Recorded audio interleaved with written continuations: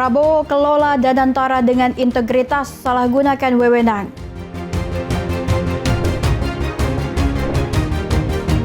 Pemprov Jabar berlakukan wajib militer bagi anak nakal.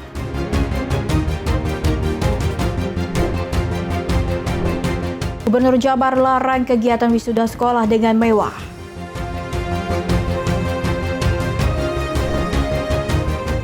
Ya, halo, selamat malam pemirsa setia Berita Nasional TV. Senang sekali Berita Nasional Malam kembali hadir menyapa Anda. Selain 3 berita utama tadi, akan ada informasi lainnya dari dunia politik, ekonomi, hingga isu sosial yang sedang hangat diperbincangkan. Bersama saya, Lydia Junita.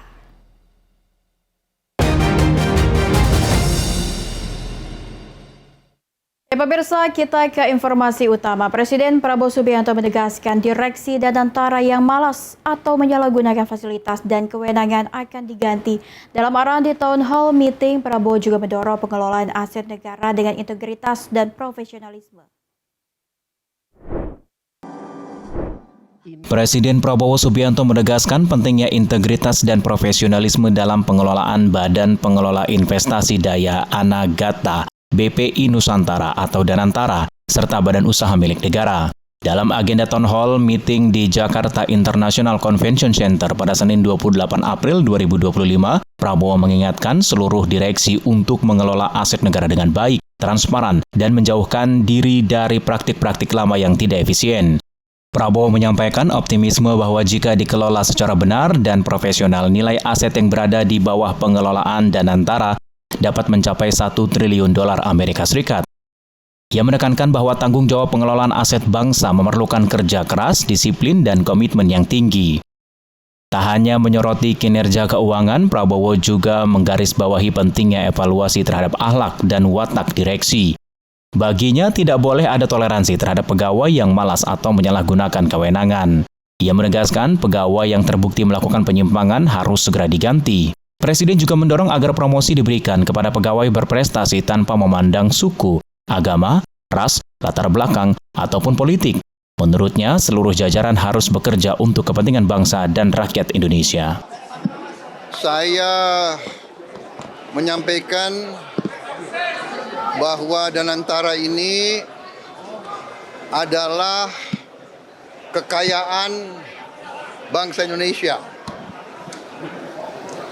Harus dikelola dengan sebaik-baiknya, dijaga, dirawat dengan sistem yang transparan dan sangat ketat. Karena ini adalah kekayaan yang luar biasa. Ajeng Tiara, Galuh Anggara, Berita Nasional TV.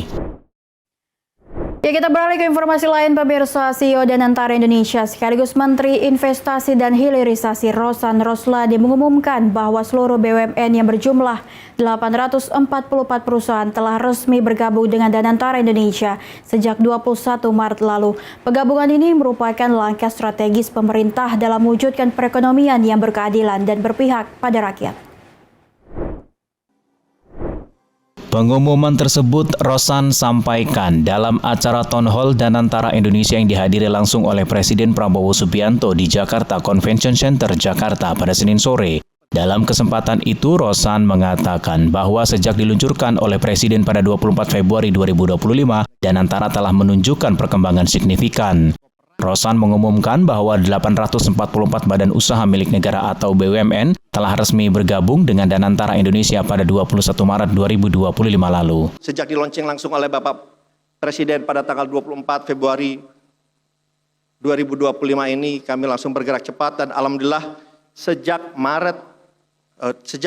Maret 2025 seluruh BUMN yang berjumlah 844 ini, laporan Bapak Presiden sudah resmi menjadi bagian, menjadi milik dari Danantara Indonesia. Lebih lanjut, Rosan menjelaskan bahwa langkah ini sejalan dengan arahan Presiden Prabowo Subianto terkait penjabaran pasal 33 Undang-Undang Dasar 1945, yang mana perekonomian Indonesia disusun atas kekeluargaan, bukan semata-mata menyerahkan diri pada mekanisme pasar. Ajeng Tiara, Galuh Anggara, Berita Nasional TV. Hasan Nasbi mengundurkan diri dari jabatannya sebagai Kepala Kantor Komunikasi Presiden. Hal ini ia sampaikan melalui sebuah video yang diunggah dalam akun Instagram Total Politik pada Selasa 29 April 2025. Hasan Nasbi resmi mengundurkan diri dari jabatannya sebagai Kepala Kantor Komunikasi Presiden atau PCO. Surat pengunduran diri telah ia kirimkan kepada Presiden Prabowo Subianto melalui Menteri, Sekretaris Negara, dan Sekretaris Kabinet. Keputusan pengunduran diri ini diumumkan melalui sebuah video yang diunggah akun Instagram Total Politik pada Selasa 29 April 2025. Hasan menyebut keputusannya diambil melalui proses yang panjang, matang, dan tidak dilandasi emosi. Ia merasa sudah saatnya meninggalkan posisi dan memberikan ruang kepada sosok yang lebih tepat untuk menjalankan tugas komunikasi pemerintah ke depan.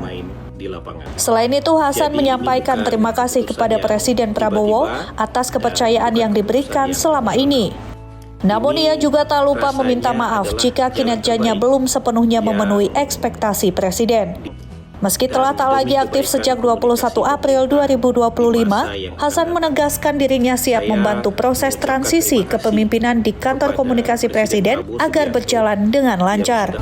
Ini rasanya adalah jalan terbaik yang dipikirkan dalam suasana yang amat tenang dan demi kebaikan komunikasi pemerintah di masa yang akan datang. Saya mengucapkan terima kasih kepada Presiden Prabowo Subianto yang sudah memberikan kepercayaan kepada saya sebagai bagian dari anggota Kabinet Merah Putih, dan tentu saja itu merupakan sebuah kehormatan dan kebanggaan bagi saya pribadi. Tim Liputan Berita Nasional TV. Wakil Ketua Komisi 10 DPR lalu Hadrian Irfani merespon soal kebijakan baru untuk mengatasi masalah kenakalan remaja dengan mengikuti pendidikan karakter berbasis barak militer. Menurut dia, kebijakan tersebut bagus, namun harus dibicarakan terlebih dahulu dengan pihak orang tua dan stakeholder terkait.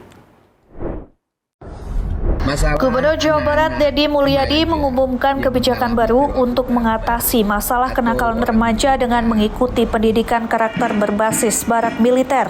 Kebijakan tersebut diambil agar dapat menyelamatkan generasi muda seperti anak-anak yang terlibat tindakan kriminal, penganiayaan, dan pembunuhan.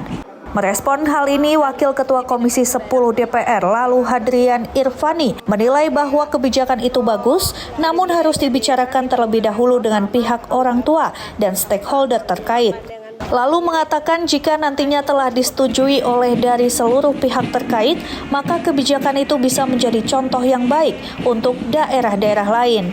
Tanda tanya publik kan harus dijelaskan ke publik. Nah, ini harus dijelaskan ke publik. Niatannya bagus, dan saya mengingatkan juga untuk berkoordinasi dengan Kementerian Pendidikan Dasar dan Menengah. Karena walaupun SMA merupakan binaan dari pemerintah provinsi, tapi kita jangan lupa BOS itu dianggarkan dari APBN, dipertanggungjawabkan oleh Kementerian Pendidikan Dasar dan Menengah, sehingga komunikasi dan koordinasi menjadi hal yang penting. Dari Jakarta, Mahendra Dewanata, Adi Chandra, Berita Nasional TV. Pemerintah Provinsi Jawa Barat berencana menerapkan program wajib militer bagi anak-anak bermasalah, terutama yang terlibat dalam geng motor dan tawuran.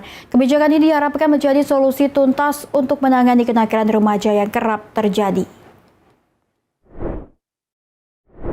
Maraknya kasus tawuran serta pelajar yang terlibat geng motor membuat pemerintah Provinsi Jawa Barat mengeluarkan aturan khusus untuk memiliterisasikan anak yang bermasalah.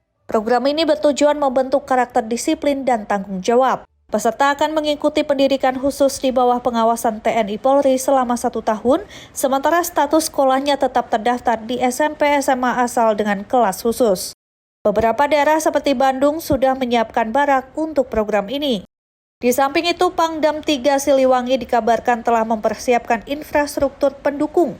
Menurut Gubernur Jawa Barat, rencananya program akan dimulai pada Mei 2025 dengan peserta termasuk anak-anak yang tertangkap tawuran atau terlibat tindak kriminal.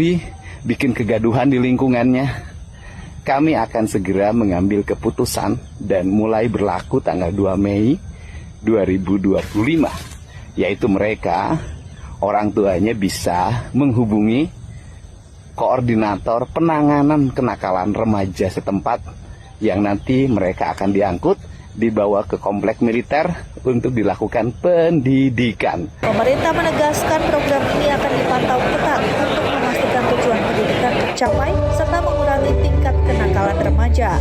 Dari Bandung, Jawa Barat, Tim Liputan Berita Nasional TV. Ya, informasi berita lainnya akan kami sajikan usai jeda berikut ini. Tetaplah bersama kami di Berita Nasional Malam.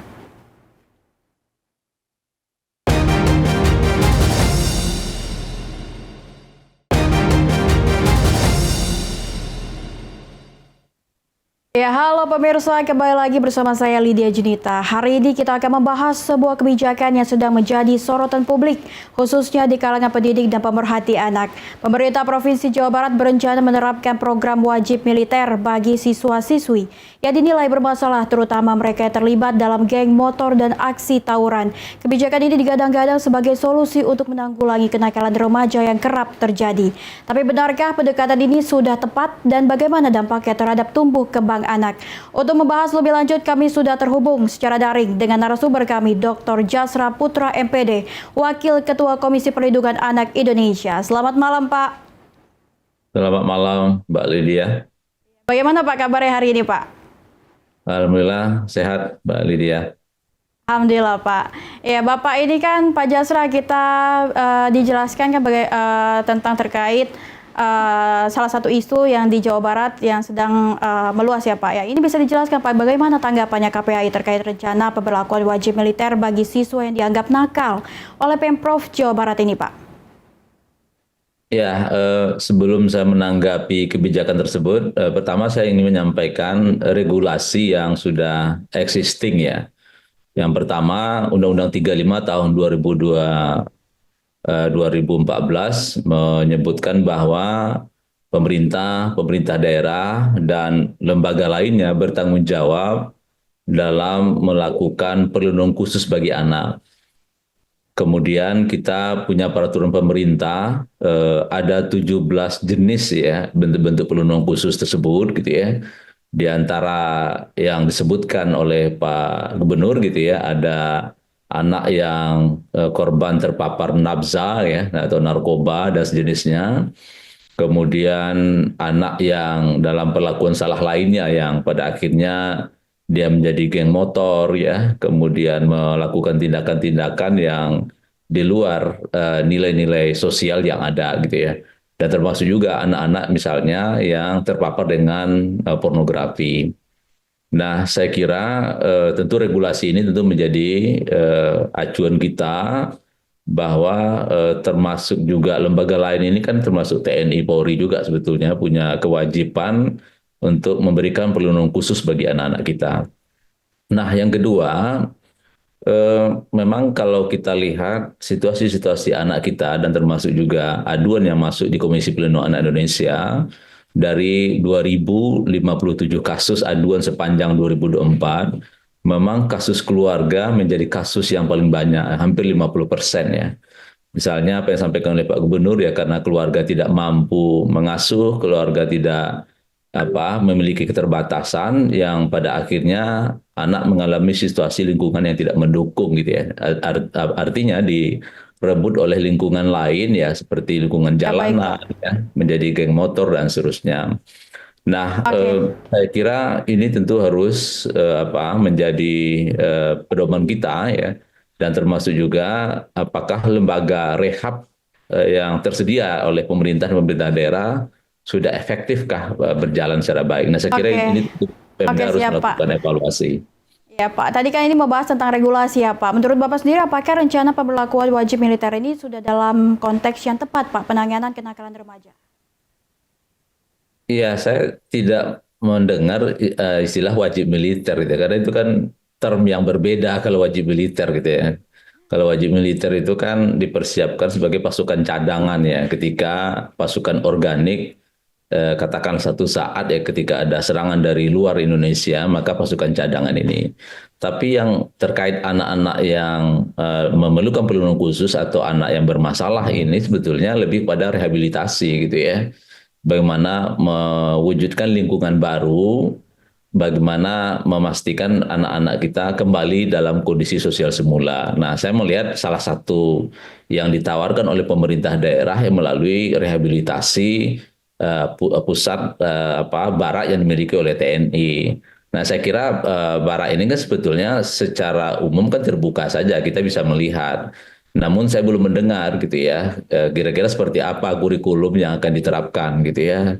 Kemudian bagaimana pelatihannya gitu ya. Kemudian termasuk juga karena tadi ya kondisi-kondisi anak kita yang situasi beragam ini tentu saya berharap penyelesaiannya di samping pendekatan katakanlah melalui barak ini juga bagaimana profesi juga bisa masuk ke sana gitu ya, psikolog, kemudian pemuka agama dan seterusnya.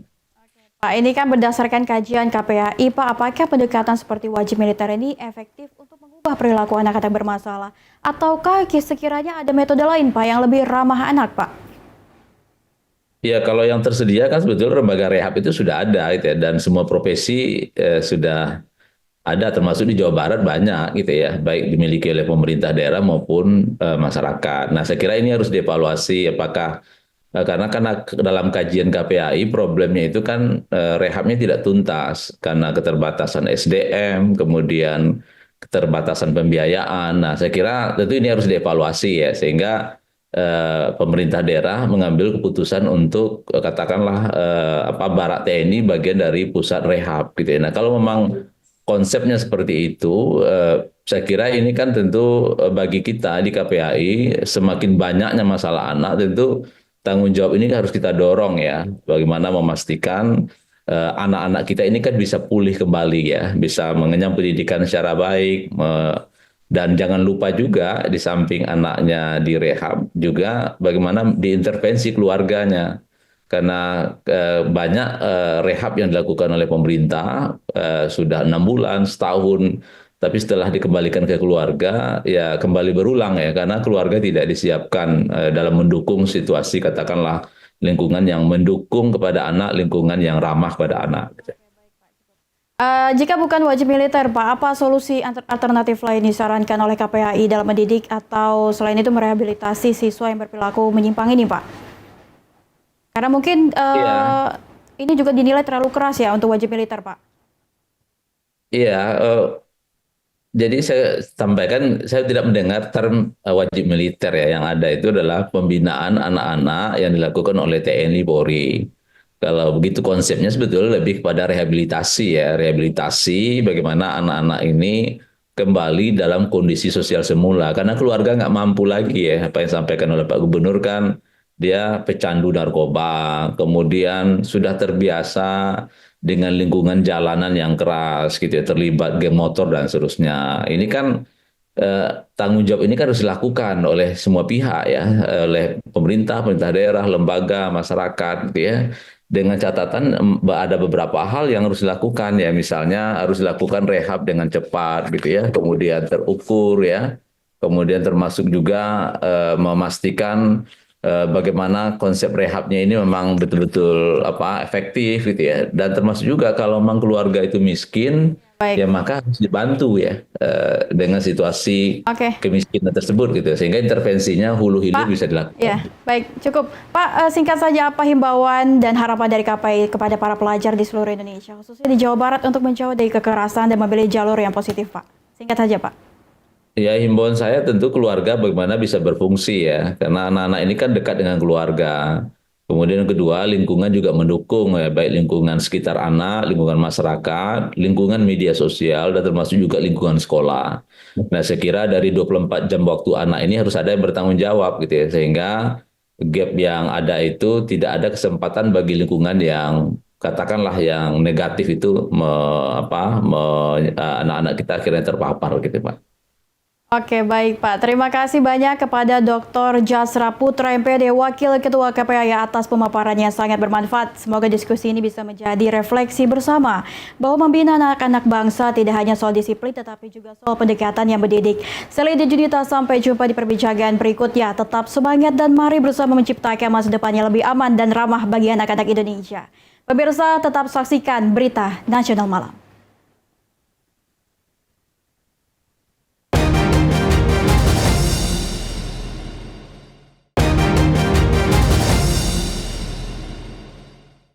Ya, Anda masih bersama kami, pemirsa. Pemerintah Provinsi Jawa Barat mengeluarkan aturan larangan terkait wisuda atau perpisahan secara mewah di sekolah TK hingga SMA.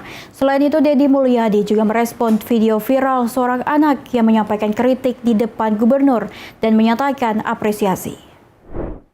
Terus kemarin kalau yang anak SMP yang bercerita itu anaknya siapa? Itu Pak. Coba di bawah. Gubernur Jawa Barat Deddy Mulyadi meminta tradisi wisuda di tingkat TK, SD, SMP, dan SMA harus dihapuskan. Kebijakan ini bertujuan mengurangi beban finansial orang tua, terutama yang kerap terbebani oleh biaya acara seremonial. Hal ini disampaikan setelah kegiatan rapat koordinasi Gawe Rapcage pada Kades Jeung Pak Lurah di Gedung Balai Asri Pusdai, Kota Bandung pada Senin siang. Pihaknya menganggap acara perpisahan bisa digelar secara sederhana tanpa memungut biaya siswa. Bahkan pihaknya meyakini potensi anak didik mulai dari menari, teater, kabaret, hingga bermusik bisa dimunculkan dalam gelaran tersebut tanpa harus menggelar secara mewah. Selain itu, merespon video viral seorang anak yang menyampaikan kritik di depan gubernur, Gubernur Jawa Barat juga menyampaikan apresiasi sekaligus penegasan kepada anak tersebut dikarenakan berani beradu argumen dengan Gubernur Jawa Barat. Deddy Mulyadi juga menekankan bahwa aspirasi harus mempertimbangkan kondisi seluruh masyarakat, di mana biaya wisuda sebesar 1 juta bisa membebankan masyarakat lain yang tidak mampu. Ya sudah, kalau jelaskan TK, SD, SMP, SMA tidak boleh ada wisuda. Udah kenaikan kelas, kelulusan. Ada perpisahan selenggarakan secara sederhana di sekolah. Anak-anak bisa main teater, bisa main musik. Kan ada pendidikan seni di sekolahnya. Kan bisa ditonton oleh mereka. Tidak usah lagi panggil band yang 200 juta ke sekolah. Kebijakan ini diharapkan dapat segera diimplementasikan di seluruh sekolah. Sebagai orang tua, menyambut positif langkah penghematan ini meski ada pula yang berharap tetap ada ruang untuk perayaan tanpa beban berlebihan. Dari Bandung, Tim Liputan Berita Nasional TV. Direktorat Reserse Narkoba Ditres Narkoba Polda Metro Jaya mengungkap 800 kg jaringan Sumatera dan Jakarta. Berbagai jenis seberat 315,7 kg narkoba itu barang bukti yang disita. Sejumlah barang haram itu dimusnahkan merupakan barang bukti yang disita Polda Metro Jaya sepanjang periode Februari sampai April 2025 di lobi Ditres Narkoba Polda Metro Jaya pada Selasa pagi.